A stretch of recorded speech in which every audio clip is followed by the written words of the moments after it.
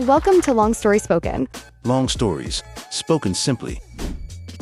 Welcome back to Long Story Spoken, the podcast where we dive deep into the stories that shape us, the ideas that inspire us, and sometimes the books that completely blow our minds.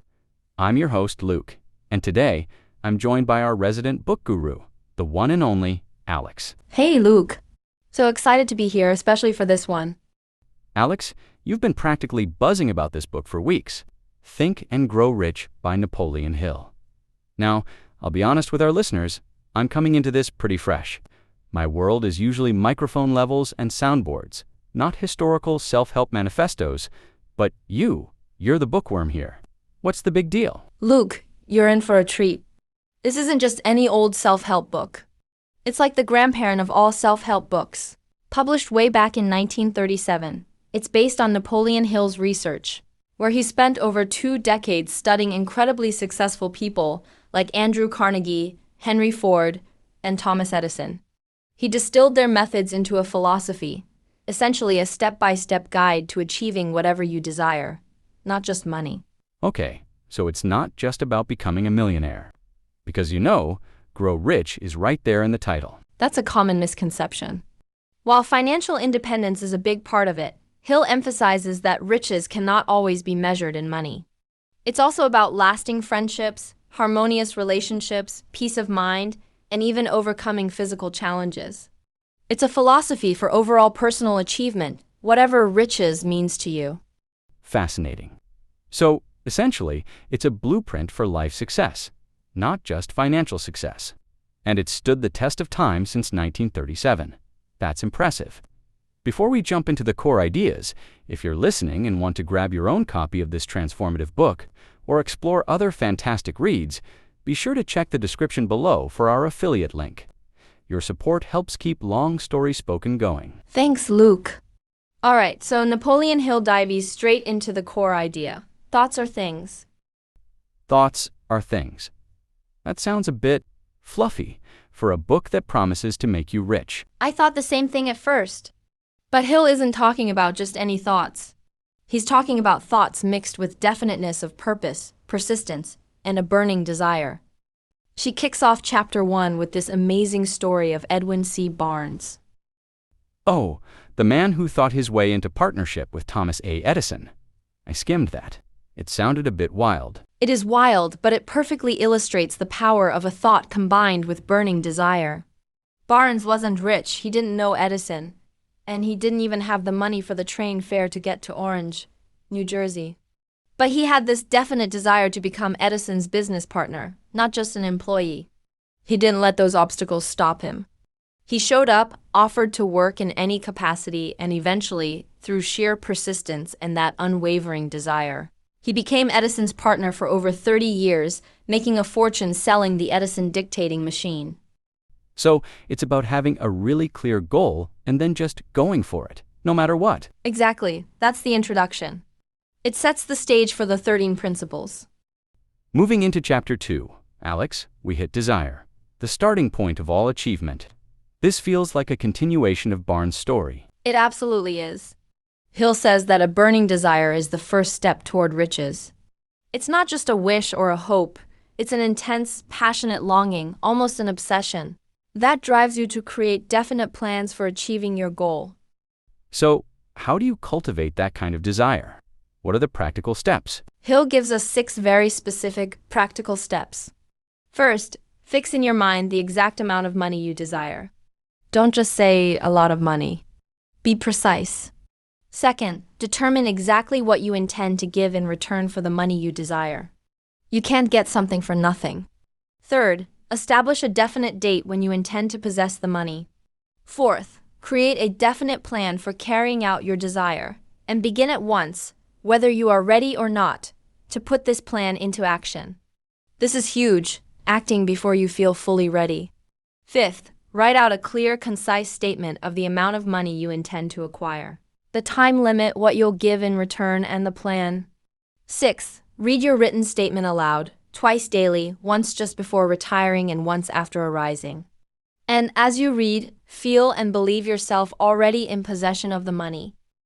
That last part, feel and believe yourself already in possession. That sounds like visualization, right? Precisely. It's about impressing your subconscious mind with your desire so strongly that it starts working on ways to make it happen. Hill even shares the story of his own son, Blair, who was born without normal hearing. Instead of becoming a deaf mute, Hill applied this philosophy. And Blair not only avoided that, but converted his handicap into an asset. He used the principle of desire and visualization to achieve his goals, even getting a great starting salary right out of college. It's about desire outwits Mother Nature. Okay, so we've got the burning desire. What's next in the steps to riches? Chapter 3. Faith, the second step toward. Faith, according to Hill, isn't about religion in this context, but about a state of mind. It's the firm belief in your ability to achieve your desires. It's the eternal elixir that gives life, power, and action to the impulse of thought. He says your subconscious mind will act on any thought mixed with faith. So, if I desire something with enough intensity, and then I have faith that I will achieve it, my subconscious will start making it happen. That's the idea. It's about seeing and believing even before you see the physical manifestation. Hill gives the incredible example of Charles M. Schwab and the formation of the United States Steel Corporation. Schwab, a young man, had the vision and the faith that such a giant corporation could be created, even when others doubted it. His faith, combined with his definite purpose and persistence, led to the creation of a $600 million corporation. It's a testament to how thoughts imbued with faith can literally create physical reality. Wow, that's a powerful example. It really puts the concept of thoughts or things into perspective. Then we move to Chapter 4, Autosuggestion, the medium for influencing the subconscious mind. This is the third step toward riches. Autosuggestion, like talking to yourself? Kind of. It's the process by which you can intentionally feed your subconscious mind with positive, definite thoughts. Remember those 6 steps for desire? Especially repeating your written statement aloud twice a day and seeing and feeling yourself already in possession of the money. That's autosuggestion in action. You're consciously telling your subconscious what you want and impressing it with the belief that it's already yours. It's like planting a seed and watering it constantly. So it's about conditioning your mind. Exactly. Hill stresses that our minds are continuously being influenced by thoughts, both positive and negative. Autosuggestion is about taking control of that influence and ensuring you're feeding it constructive thoughts that align with your desires, rather than letting in tramp thought impulses or fear. You're essentially programming your mind for success. Chapter 5. Specialized knowledge, the fourth step toward riches. This seems more tangible. It is. Hill argues that general knowledge, no matter how great in quantity or variety, is of but little use in the accumulation of money. What you need is specialized knowledge related to the service, merchandise, or profession you intend to offer in return for your fortune. So, if I want to be a successful podcaster, I need to know everything about podcasting, audio engineering, marketing, etc. Exactly. But here's the kicker. Hill says this specialized knowledge doesn't necessarily have to be in your head. He uses Andrew Carnegie as an example. Carnegie knew nothing about the technical aspects of the steel business himself. He gained his specialized knowledge through his mastermind group, a team of highly intelligent and skilled individuals. So it's about knowing where to find the knowledge, or knowing who has it, and how to utilize it. That makes a lot of sense. Yes, it emphasizes collaboration and leveraging others' expertise. This is where the concept of mastermind groups starts to come into play, which we'll delve deeper into later. Hill also points out that companies often value character, intelligence, and personality more than just academic records when hiring for management roles. It's about practical, applied knowledge, whether it's your own or accessed through others. Chapter 6. Imagination, the workshop of the mind. This is the fifth step toward riches. This ties back to what we were saying about visualization, right? Absolutely. Imagination is the workshop of the mind, where all plans are created. Hill distinguishes between 2 forms. 1. Synthetic imagination. This is about arranging existing concepts, ideas, or plans into new combinations. It doesn't create anything new, but it puts old concepts to new uses.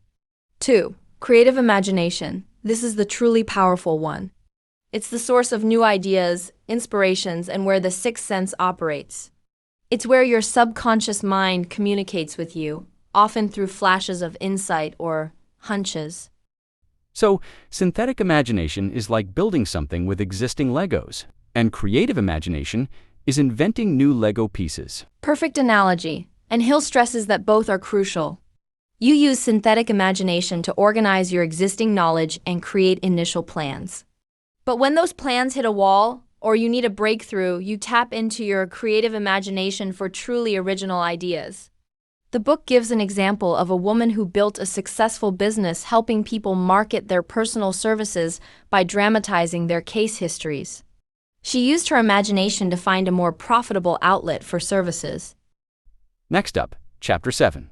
Organized Planning, the Crystallization of Desire into Action. This feels like where the rubber meets the road, the sixth step toward riches. This is where you turn your burning desire and faith into concrete action. Without organized plans, your desire remains just a wish. Hill provides a comprehensive guide for creating effective plans. 1. Ally yourself with a mastermind group. This is a crucial concept. Find a group of people who can help you carry out your plan, sharing knowledge and effort in a spirit of harmony. 2. Determine what you can offer to each member of your mastermind group. It's a reciprocal relationship. 3. Arrange to meet with your group at least twice a week. The purpose is to discuss your plans for accumulating money. 4. Maintain perfect harmony with each member. So, it's not just about having a plan, but also about building the right team to execute it. Exactly. He uses the example of Henry Ford, who conquered poverty and illiteracy by associating with great minds like Edison, Burbank, and Firestone.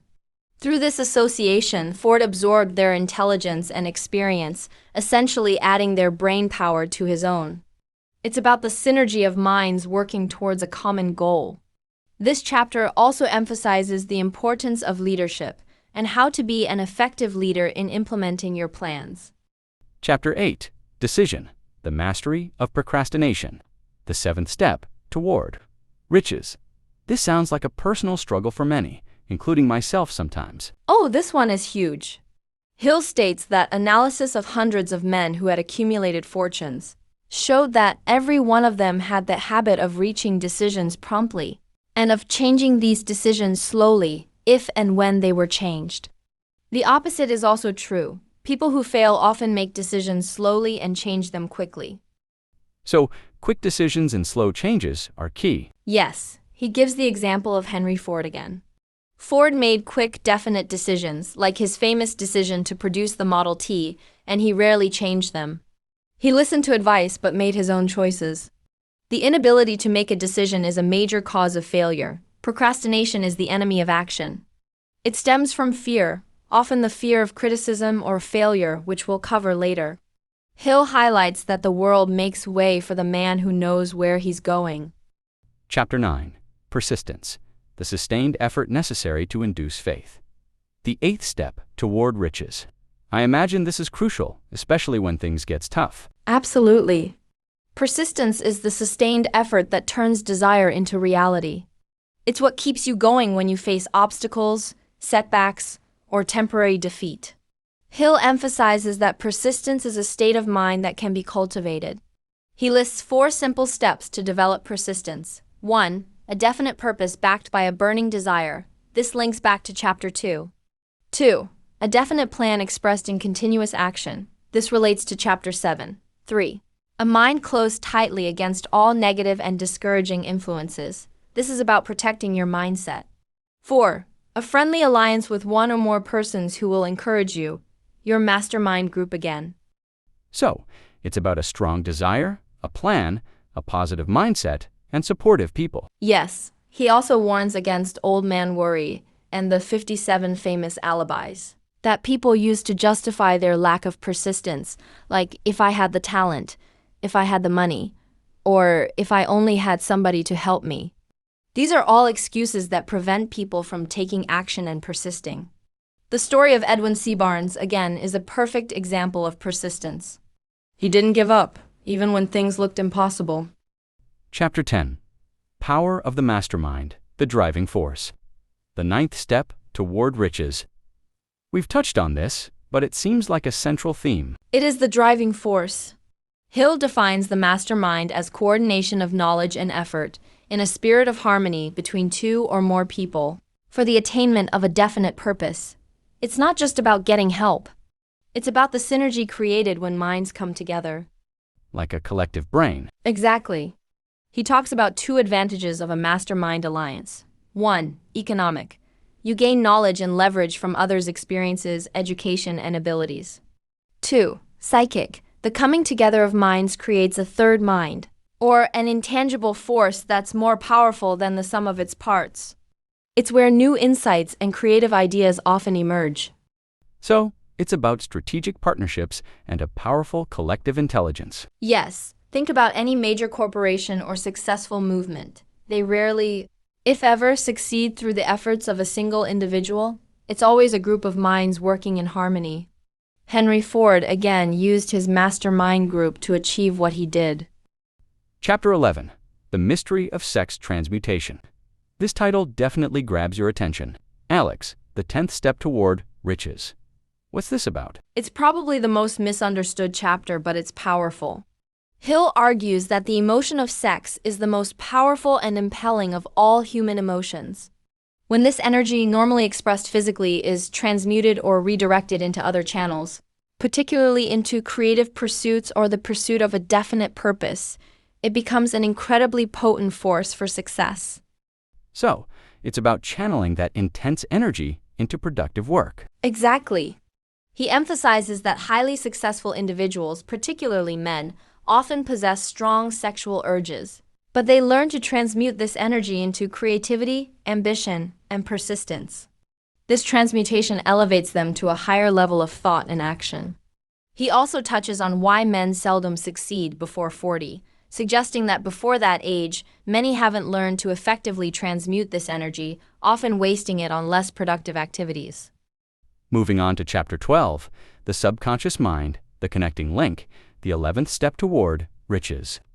This feels like it ties into autosuggestion again. It's the core of it.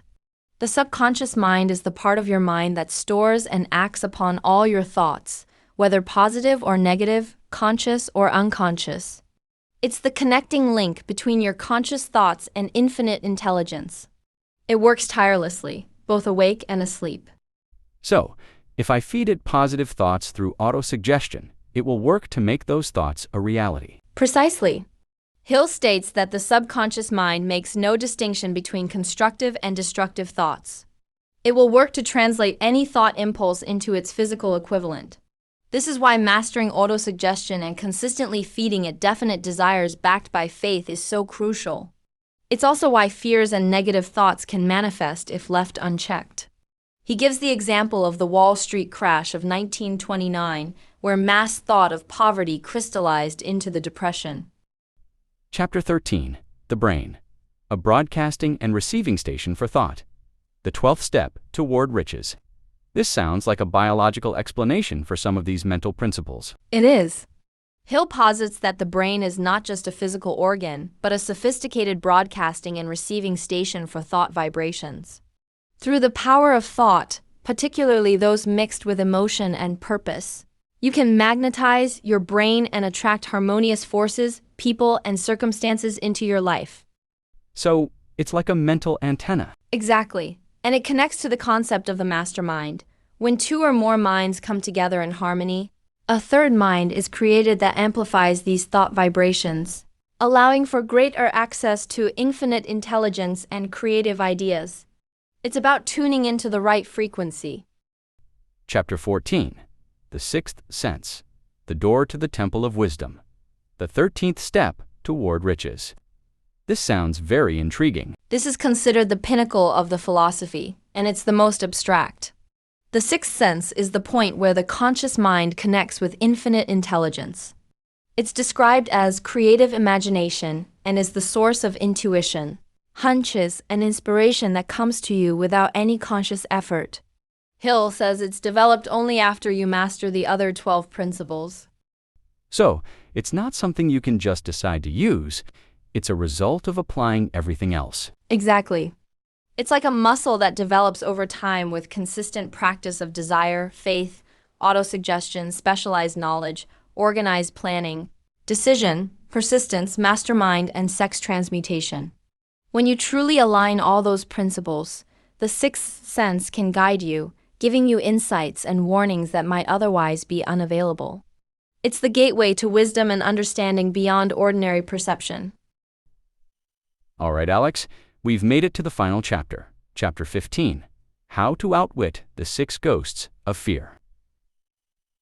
This feels like a crucial capstone. It really is, Luke. Hill argues that failure is often due to the presence of negative influences, primarily the six basic fears. These are insidious mental roadblocks that can stop anyone in their tracks if not recognized and confronted. Okay, so let's break them down. What's the first one? The first, and arguably the most common and destructive, is the fear of poverty. This is the fear of not having enough, of lacking resources, of financial destitution. It can manifest as indifference, indecision, doubt, worry, and overcaution, meaning you're too afraid to take necessary risks. You'll see people with this fear often procrastinate, lack ambition, and hesitate to take any action that might lead to financial insecurity, even if it's for a greater reward. That makes a lot of sense. Many people struggle with that. What's next? Then there's the fear of criticism. This is a deep concern about what others might think or say about you. It can be paralyzing.